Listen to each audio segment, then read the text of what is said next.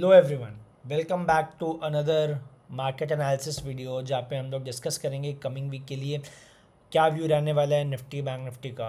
Global markets कैसे कर रहे हैं एंड ओवरऑल अपनी मार्केट्स कैसे परफॉर्म कर सकती है। सो विदाउट अडू स्टार्ट करते हैं। तो ये वीक अपने मार्केट्स के लिए बहुत वॉलेटाइल था।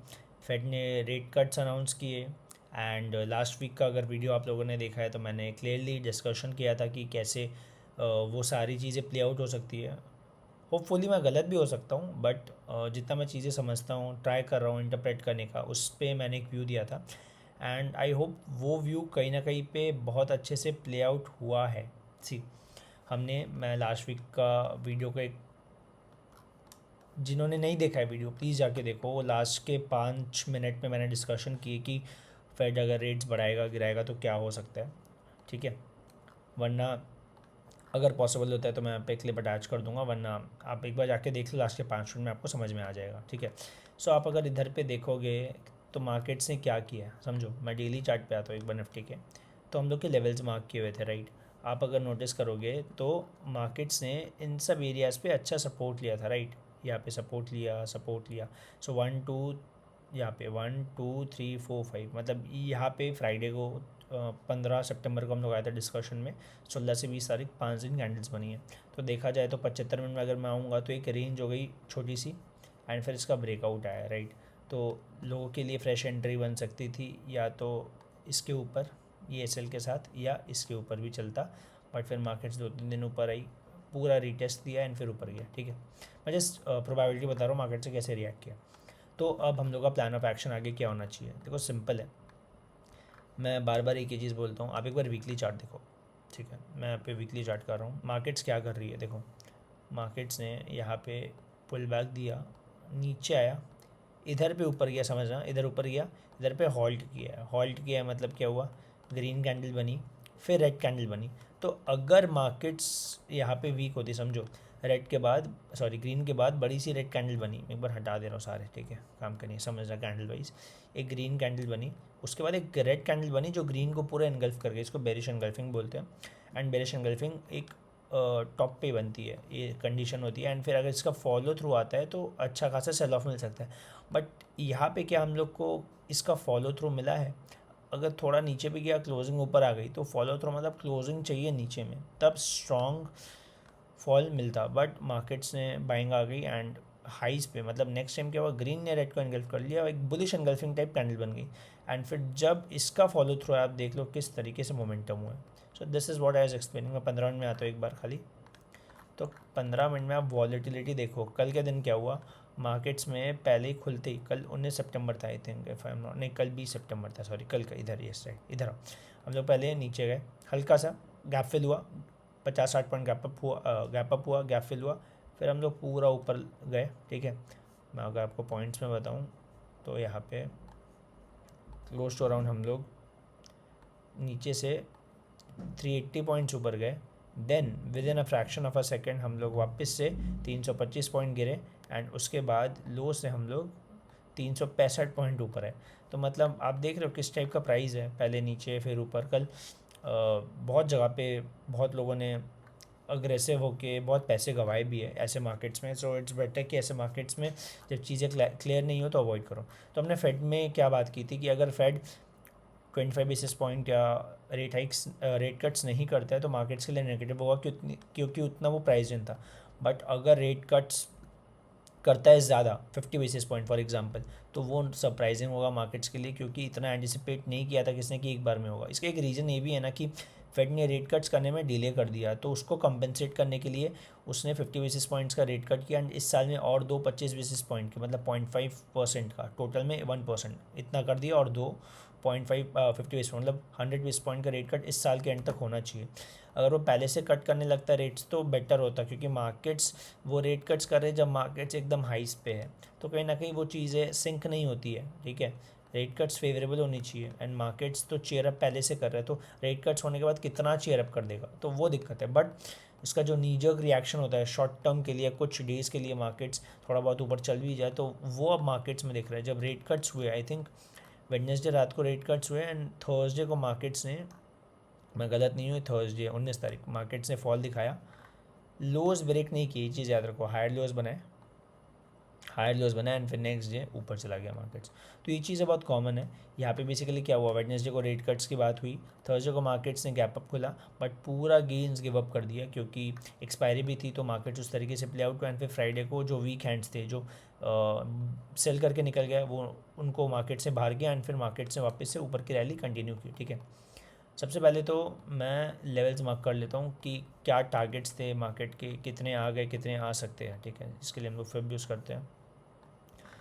तो अगर मैं यहाँ पे लगाता हूँ ये जो लास्ट स्विंग है, ठीक है, इसके टारगेट्स तो 25,900 टारगेट्स बन के आ रहे हैं। ठीक है, ये जो लास्ट स्विंग है इसका 25,900 का टारगेट्स बन के आ रहे हैं। तो लेट्स सी ये टारगेट्स अचीव होते हैं, नहीं होते, क्या होता है, बट 25,900 का लेवल ध्यान रखना।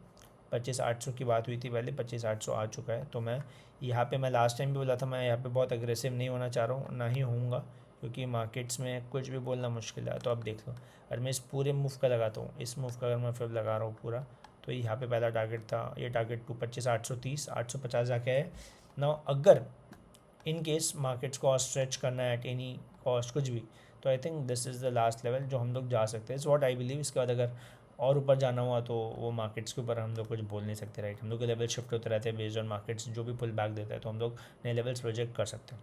ये ऊपर के लेवल्स हो गए, याद रखना है लेवल 26,250 से 26,300 अगर ऊपर जाती है मार्केट्स तो गारंटी नहीं है किसी चीज़ की नीचे भी जा सकती है। ठीक है, अब लेवल्स में मार्क कर देता हूँ कमिंग वीक के लिए। तो आप देखोगे तो 1:75 पे आ रहा हो, ज़्यादा बेटर होगा।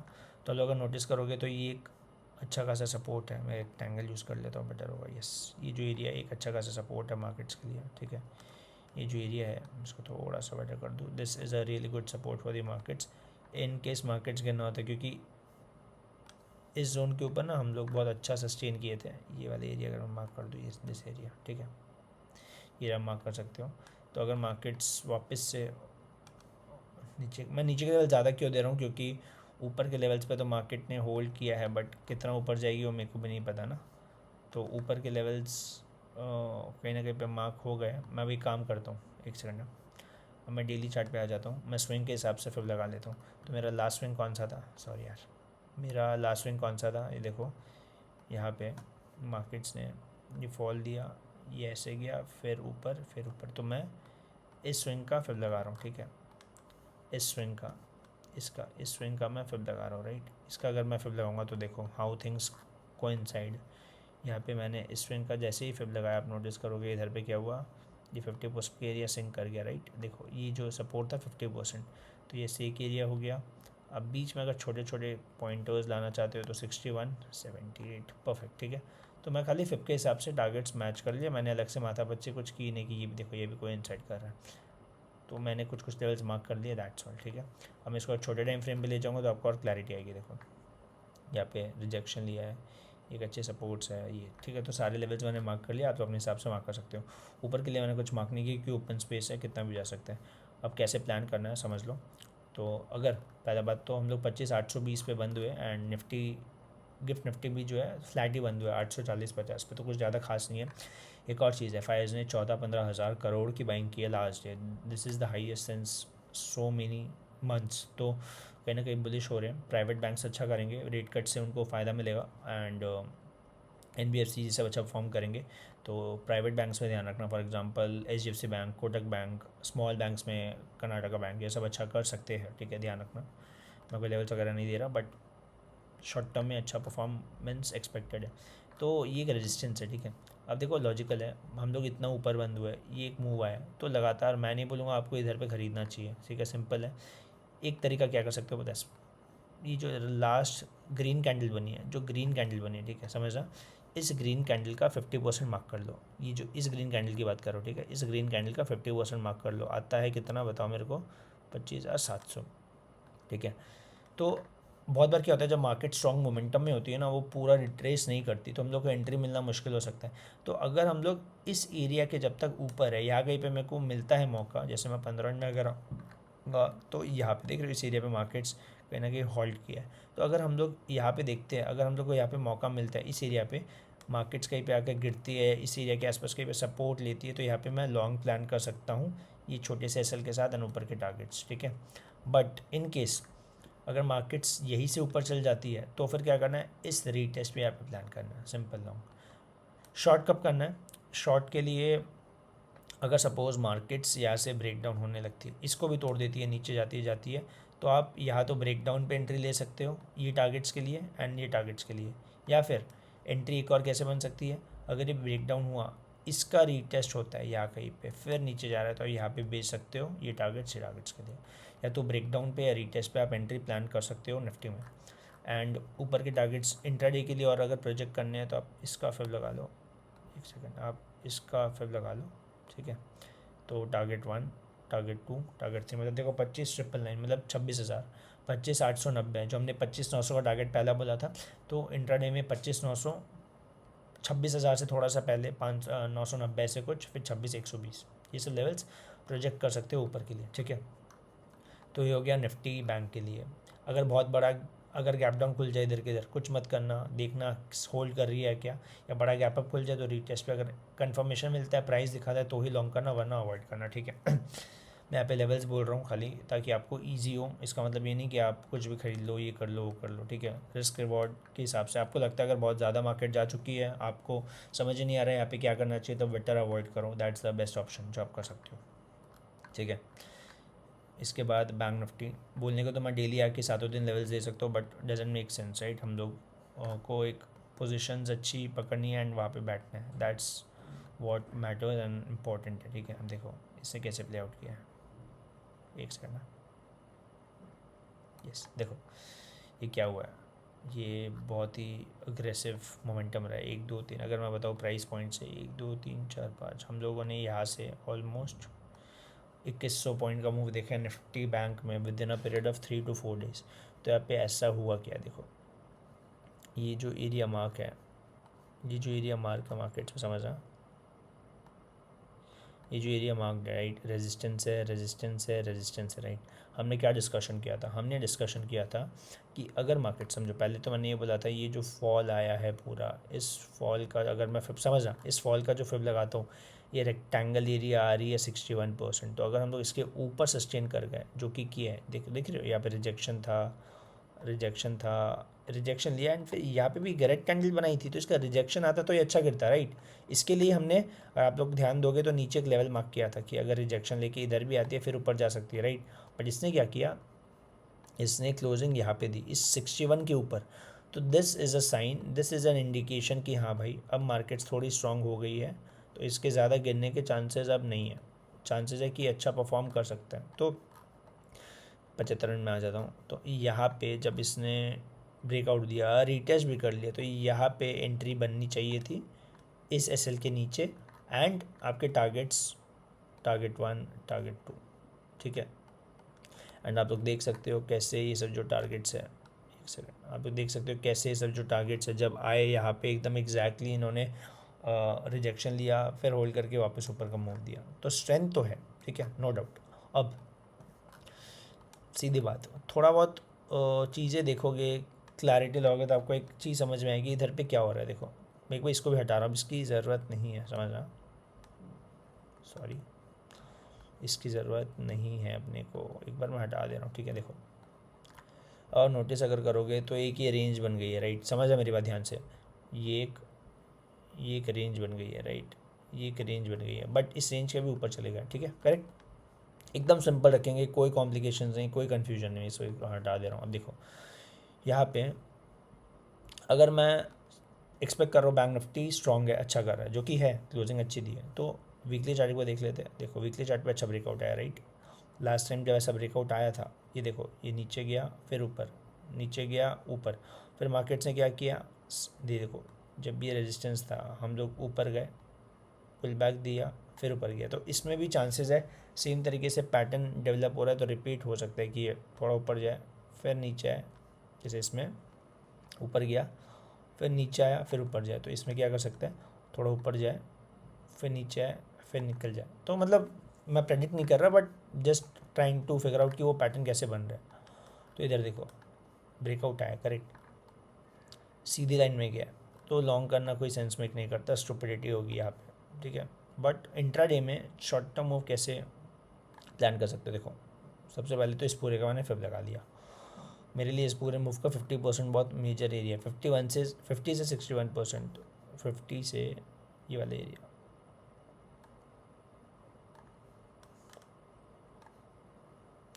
सॉरी दिस एरिया, ठीक है, मैंने मार्क कर दिया। ये एरिया मेरे लिए बहुत इंपॉर्टेंट है, ठीक है। मैं अभी सब फ्रेश बना रहा हूँ, ऐसा नहीं मैंने पहले से प्लान करके रखा है, तो प्लीज़ ऐसे मत सोचना कि पहले से बना ले तो फिर ईजी होता है, नहीं, अभी कर रहा हूँ आप लोग के सामने। तो ये 50 से 61% एरिया मेरे लिए बहुत मेजर हो गया, राइट।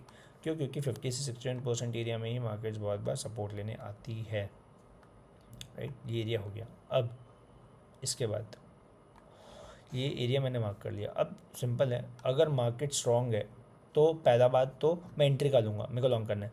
तो अगर मार्केट्स गैप अप खुलती है, ऊपर जाती रहती है, मैं कुछ कर नहीं सकता, मैं चीज़ नहीं करूँगा, सिंपल इज़ दैट, ठीक है। बट मेरे को अगर एंट्री लेनी है तो मेरे को अगर इस एरिया के आसपास, इस एरिया के आसपास अगर एंट्री मिलती है, ये रीटेस्ट हो गया, अच्छा खासा सपोर्ट क्रिएट किया, यहाँ पे अगर एंट्री मिलती है तो मैं फ्रेश लॉन्ग एंटर करूँगा अराउंड 53,300, 53,200, 200-300 के आसपास, ठीक है।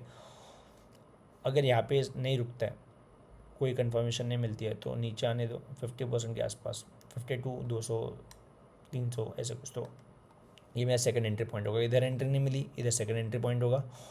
नंबर 3, मैं शॉर्ट कब करूँ? देखो, पहली बात तो अगेंस्ट द ट्रेंड मत जाओ। अगर इंट्राडे करना है, प्लान कर रहे हो, तो शॉर्ट कैसे कर सकते हो? अगर इन केस यहाँ पे सपोर्ट नहीं लेता, ये ब्रेक होता है, ये ब्रेक होता है, तो इसके बाद यहाँ पे समझो, इसके बाद यहाँ पे जब रीटेस्ट करेगा, रीटेस्ट मतलब ब्रेकडाउन हुआ, रीटेस्ट किया, फिर अगर वापस से नीचे जा रहा है, क्योंकि अगर ये स्ट्रांग है तो निकल जाना चाहिए, बट अगर ये ब्रेकडाउन किया सपोर्ट, फिर रीटेस्ट करके वापस नीचे जा रहा है, तो यहाँ पे शॉर्ट कर सकते हो। ये पहला टारगेट, ये दूसरा टारगेट, फिर यहाँ पे लॉन्ग का प्लान करो, सिंपल। या फिर यहाँ पे भी शॉर्ट नहीं करना, आपको लगता है गैप अप खुल रहा है। बहुत बार क्या होता है पता है, जब मार्केट बहुत स्ट्रांगली ऊपर जाती है, गैप अप खुलती है, तो लोग प्रॉफिट बुकिंग करते हैं। तो जैसे ही गैप अप खुलेगी तो वहाँ पे ये ऑब्वियसली रिस्की है, अगेंस्ट द ट्रेंड जा रहे हो, बट यहाँ पे शॉर्ट प्लान कर सकते हो, गैप फिल करने आ सकता है, होता है बहुत बार। तो ये सब चीज़ें मैं लॉन्ग का ही सोचूंगा। पुल बैक्स में मैं ज़्यादा बायस नहीं क्रिएट करा, कितना जाएगा कितना नहीं, कितना जा सकता है हम लोग ये देखें।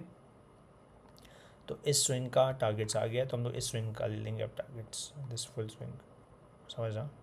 बैंक निफ्टी के पास बहुत स्पेस है, बेग ऊपर जाना हुआ, तो मैं लेवल्स मार्क कर दे रहा हूँ, 2 1। कोई गारंटी नहीं है लेवल्स आएंगे, बट लेवल्स प्रोजेक्ट कर सकते हैं, चार्ट्स कंफर्मेशन दिखाएगा तो वी कैन प्लान 54,300, 55,600, ठीक है। ये हो गया बैंक निफ्टी।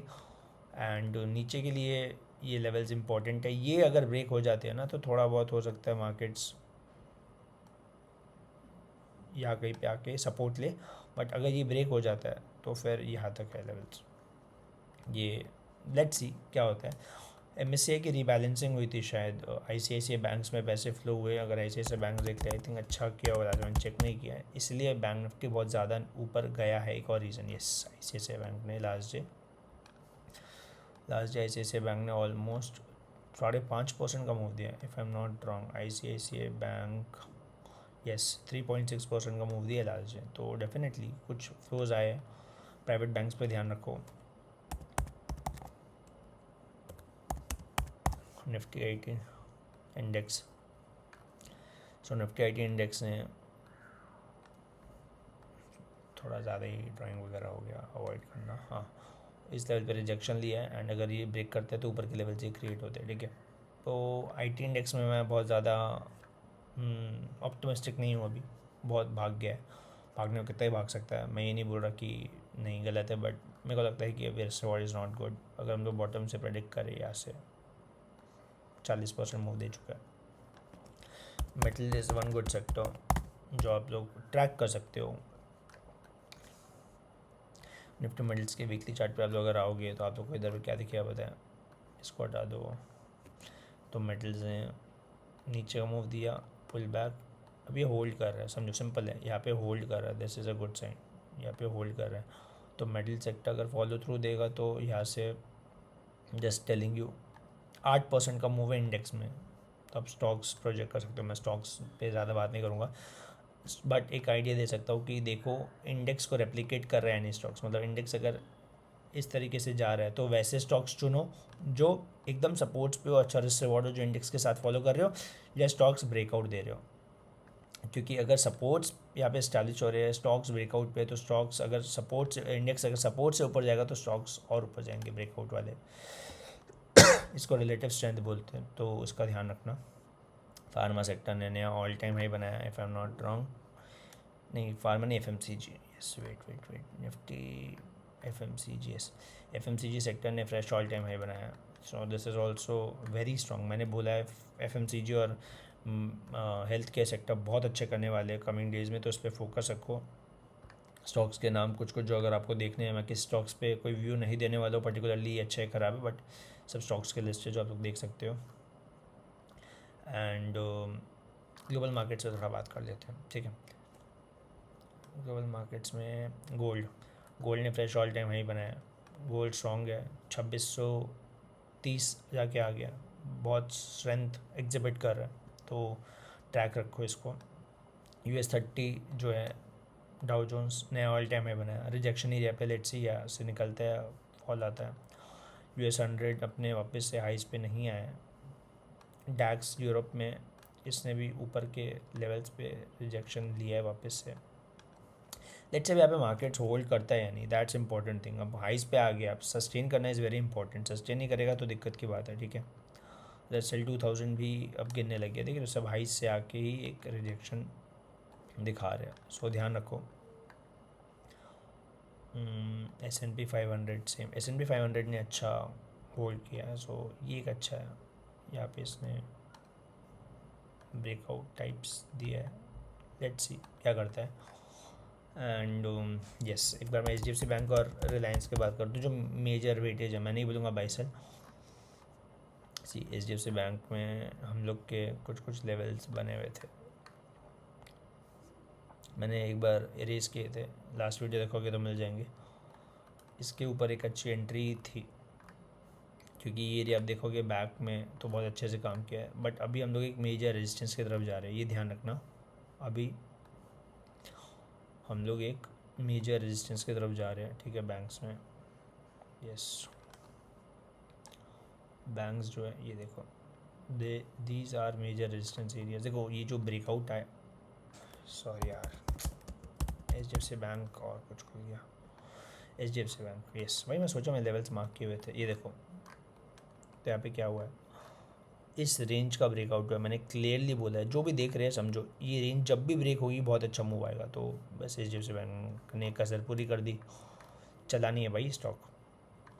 2-3 साल पहले भी 1700 कुछ था, अभी भी वहीं पे है, तो इम्पोर्टेंट है ट्रैक रखना, ठीक है। देखो अभी सेम लेवल्स पे आ गया, अगर चल गया तो अच्छा जाएगा, वरना let's see. Last but not least, Reliance भी कहीं ना कहीं अगर स्ट्रक्चर की बात करें तो हाई लोज बना रहा है, ठीक है, ध्यान रखना। तो अगर रिलायंस निकलता है तो सेम हाइस टेस्ट कर सकता है, चांसेस है, मतलब बुलिशनेस है मार्केट में, तो आई थिंक मार्केट्स सरप्राइज कर दे, निकल जाए ऊपर। मेरी एक्सपेक्टेशन है कि मार्केट थोड़ा प्राइस पे, जैसे क्लोजिंग दिया है वीकली बहुत स्ट्रॉन्ग है, तो हो सकता है थोड़ा और ऊपर जाए, तो लेट्स सी। मैं प्राइस पे कंफर्मेशन पे ही, लॉन्ग्स में थोड़ा कॉशियस हूँ, मैं ज़्यादा अग्रेसिव नहीं जा रहा, जो होना था हो गया, बाकी देखते हैं मार्केट क्या करती है। डॉलर इंडेक्स भी थोड़ा देख देते हैं यार, डॉलर इंडेक्स अपने मेजर सपोर्ट्स पे है, तो लेट्स सी यहाँ पे होल्ड करता है क्या करता है। यहाँ पे होल्ड करना चाहिए, अगर होल्ड करता है तो एक जंप वापस से देखने मिल सकती है, सो ट्रैक रखो। एंड क्रूड ऑयल,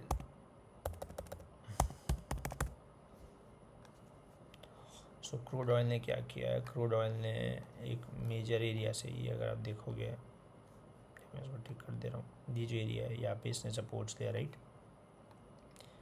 एक अच्छा सपोर्ट एरिया है, तो यहाँ पे ध्यान रखना क्या करता है, अगर यहाँ पे होल्ड करता है तो चलेगा।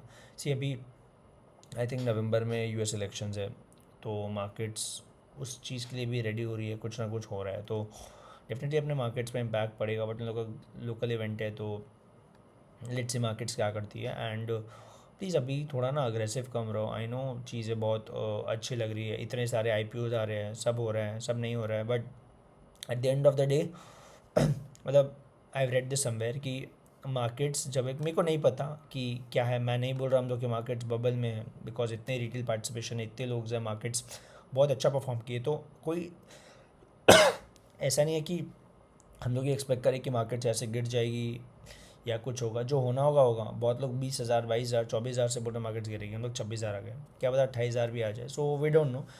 बट हमारे यहाँ पे इंडिया में दिवाली आ रही है, ठीक है, दिवाली आ रही है, एक सेंटिमेंटल इवेंट है, ओकेशन है, राइट।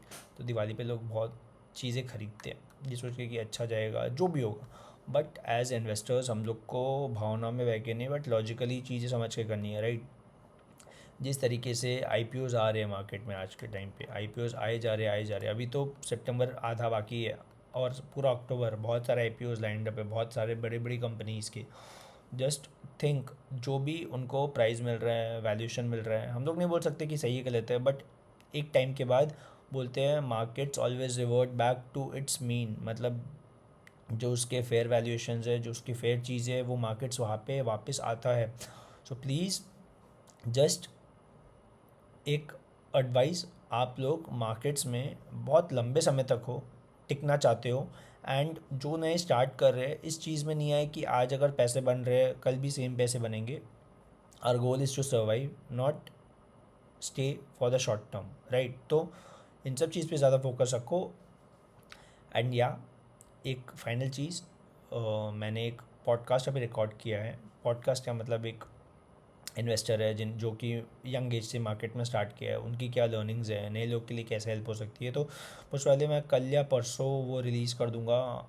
ऐसे वीडियोस में और बनाते रहूँगा, अगर आप लोग को समझ में आए, पसंद आए, अच्छा लगे तो प्लीज़ अपने व्यूज़ शेयर करना। एंड यप, इस वीडियो में बहुत कुछ बातें हो गई है, किसी को कोई डाउट्स है तो फील फ्री कमेंट सेक्शन में पूछो, क्लैरिटी चाहिए किस चीज़ पे बताओ, मैं ट्राई करूँगा जितना बता सकूँ। और ये बाकी कॉशियस हो, that's what I can say. Cash रखो, कैश इज किंग अभी के टाइम पे। तो या मिलते हैं नेक्स्ट वीडियो में, तब तक के लिए take care, have a good day.